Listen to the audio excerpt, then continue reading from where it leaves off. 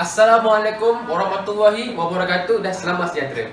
Nama saya Muhammad Rifai Abdul Haris dan tugasan ini adalah tugasan bagi pentaksiran akhir. Yang mana pentaksiran akhir ini adalah untuk memenuhi kos saya, iaitu kos SGM 3063, yang mana adalah berkaitan dengan Geografi Malaysia. Oleh itu, dalam video ini saya akan menekankan 3 elemen penting, iaitu elemen ciri-ciri fizikal, sosial budaya, dan bagaimana daripada ciri-ciri fizikal dan sosial budaya yang ada pada sebuah tempat itu dapat mempengaruhi ekonomi pada tempat itu. Baiklah, tempat yang saya pilih adalah kawasan tempat tinggal saya, iaitu Selayang. Biasanya orang akan tahu apa itu Terremat Selayang, iaitu Selayangku Sayang.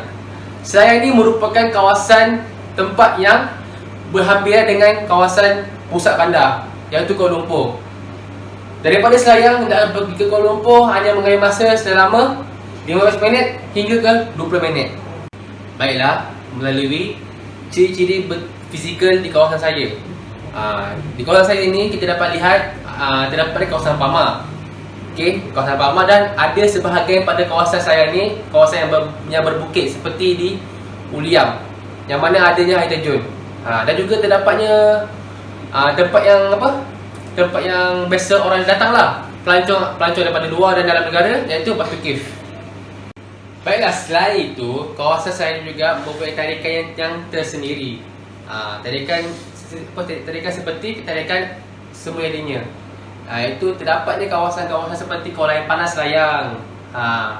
Terdapatnya hutan simpan seperti hutan rimba Commonwealth, kawasan Uliam yang mana merupakan kawasan rekreasi yang menjadi tumpuan kepada orang ramai untuk datang untuk melihat keindahan alam yang tersendiri. Dan juga adanya Batu Cave, seperti yang saya cakap tadi, Batu Cave, yang mana menjadi kawasan tarikan pelancong kepada orang luar dan orang tempatan, terutama sekali masa perayaan Taipusam, yang mana kawasan tersebut menjadi tumpuan daripada serata negara, serata kawasan di Malaysia.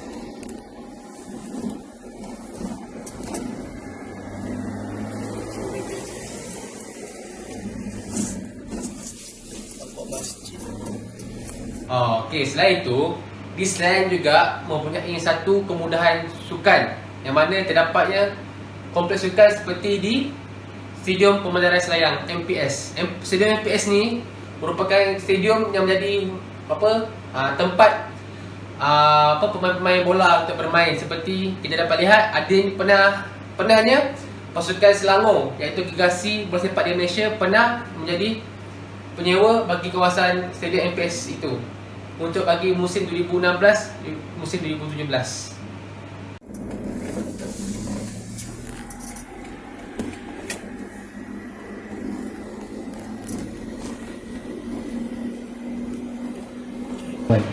Di sini kita dapat lihat kawasan perumahannya adalah seperti kawasan rumah-rumah kos-kos sederhana, dan juga ada kos mewah. Yang mana kita dapat lihat ada rumah-rumah teres, rumah banglo, rumah-rumah apartmen di sini kerana penduduk yang ramai. Dan kita dapat lihat bagaimana banyak tempat-tempat yang kosong dibangunkan untuk dijadikan kawasan perumahan, dan juga ada juga tempat-tempat yang kosong dijadikan sebagai kawasan perindustrian. Seterusnya, sosial budaya. Sosial budaya di Selayang ini kita dapat lihat terdapatnya pelbagai kaum, yang mana adanya kaum Melayu, kaum Cina, kaum India dan lain-lain.